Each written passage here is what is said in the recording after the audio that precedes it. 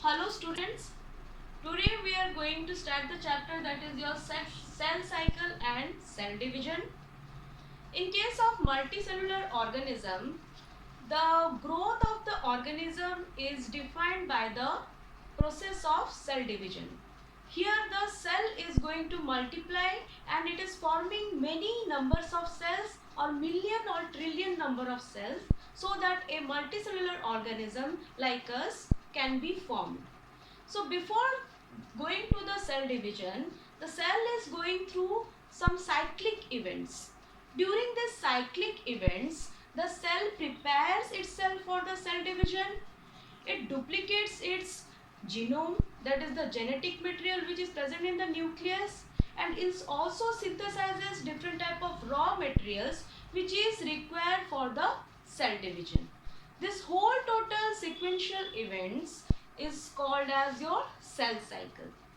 Cell cycle duration differs from organism to organism and from types of cells, between the types of cells also.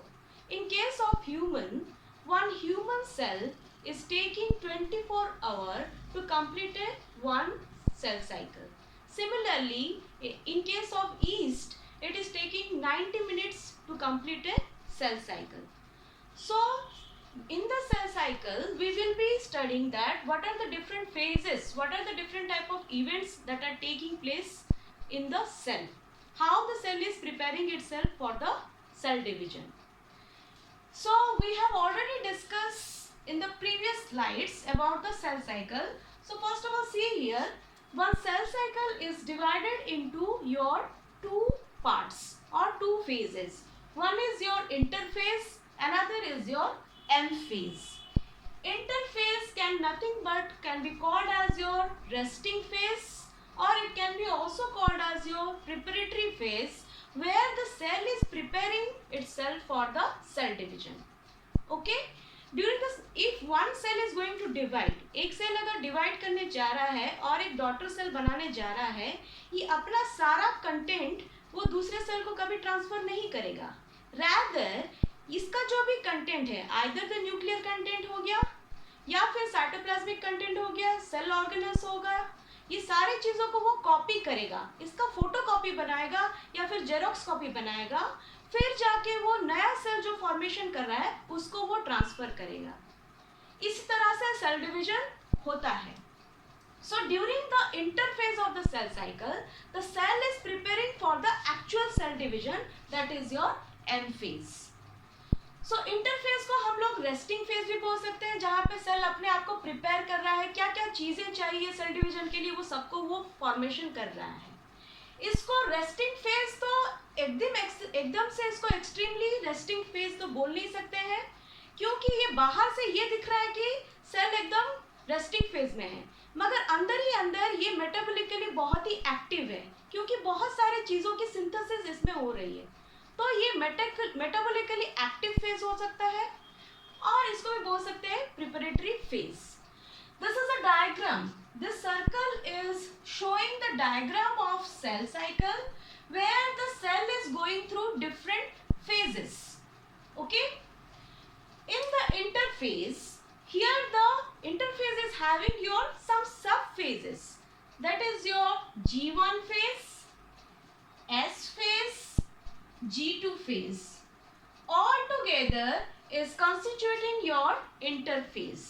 तो यहाँ पे आप देख रहे हो, ये जो अगर पूरा सर्कल मैंने लिया है, तो यहाँ से जो ब्लू एरो मार्क स्टार्ट हुआ है, ये ब्लू एरो मार्क को कंटिन्यू करके अगर यहाँ तक लेके जाएं, जिसमें कवर हो रहा है कौन, G1 फेज कवर हो रहा है जिसको बोला जाता है gap 1 phase, S phase cover हो रहा है जिसको बोला जाता है synthetic phase, G2 phase cover हो रहा है जिसको बोला जाता है gap 2 phase.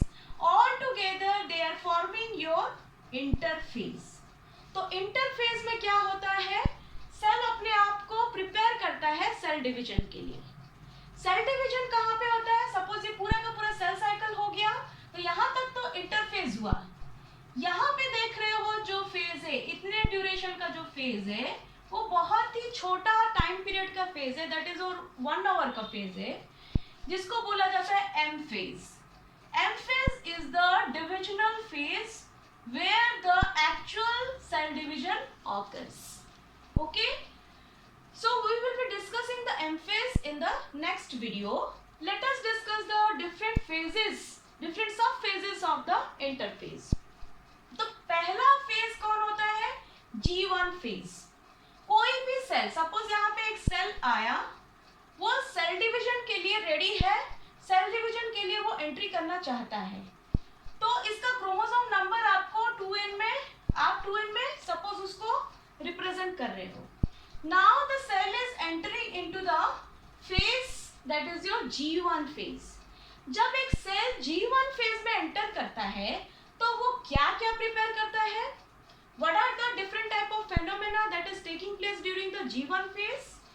In the G1 phase, first of all, it is going for the protein synthesis. Protein synthesis में बहुत सारे enzymes जो होते हैं DNA replication के लिए. अगर एक सेल डिवाइड करने जा रहा है तो अपना वो जेनेटिक मटेरियल को भी कॉपी करेगा. उसके कॉपी के लिए बहुत सारे एंजाइम्स कैटलिस्ट के जैसे काम करते हैं.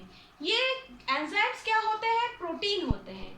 So different type of enzymes like helicase हो गया, आपका टोपोआइसोमरेज हो गया, ये सारे एंजाइम्स जो कि डीएनए रेप्लिकेशन के लिए जरूरी है, डीएनए कॉपिंग के लिए जरूरी है, ये सारे फॉर्मेशन होते हैं किसमें? G1 फेज में. और क्या फॉर्मेशन होता है आपका G1 फेज में?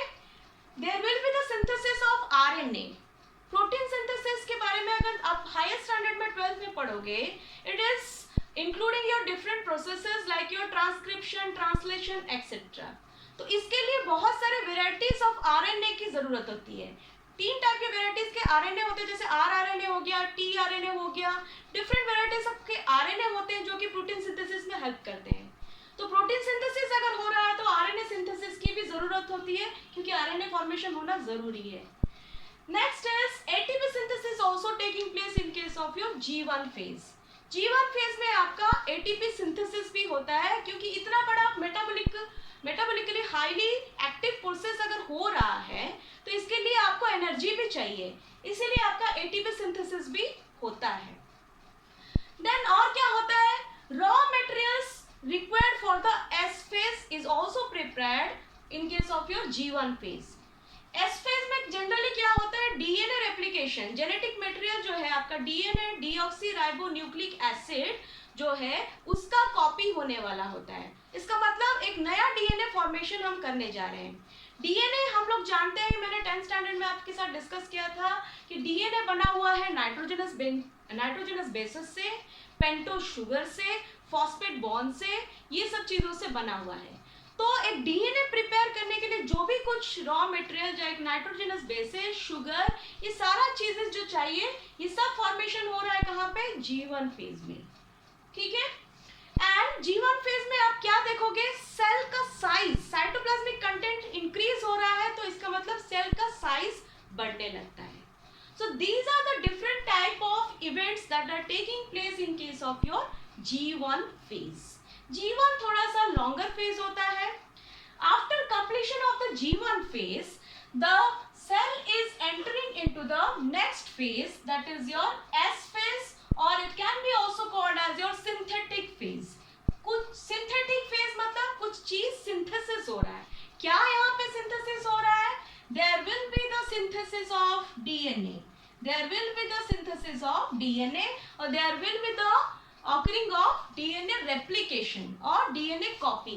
मैंने बताया था कि सेल कभी भी अपना पूरा कंटेंट दूसरे सेल को नहीं देगा, उसको पहले वो फोटोकॉपी करेगा या फिर जेरोक्स करेगा, उसके बाद नेक्स्ट सेल को वो प्रोवाइड करेगा. तो नेक्स्ट देखते हैं हम एस फेज में क्या क्या इवेंट्स होते हैं. During the S phase there will be the DNA replication occurs और there will be the DNA copying occurs. Replication को आप कॉपिंग भी बोल सकते हो. Centriose also replicates. There is some organelle present in the cell that is called as your centriose. Centrosome के बारे में आप लोग 9th और 10th में पढ़े होंगे, जो कि सेल डिवीजन के टाइम पे जरूरी है. क्यों जरूरी है? क्योंकि वो स्पिंडल फाइबर्स फॉर्मेशन करते हैं. हम जब एम फेज में आएंगे मैं बताऊंगी कि स्पिंडल फाइबर्स कहाँ हैं, कैसे फॉर्मेशन होते हैं, उनका रोल क्या है. सो जो स्पिंडल फाइबर्स हैं वो फॉर्मेशन कौन करते हैं? सेंट्रियोज.